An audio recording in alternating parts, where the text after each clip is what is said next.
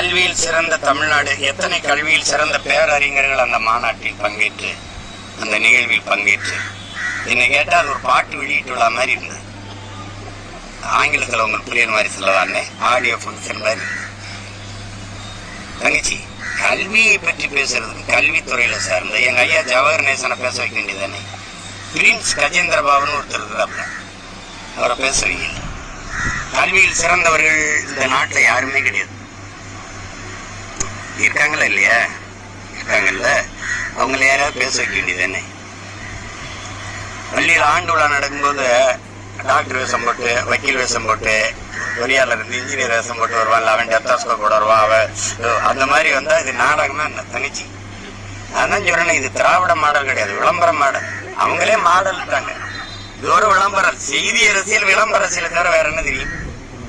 வேற என்ன தெரியும்?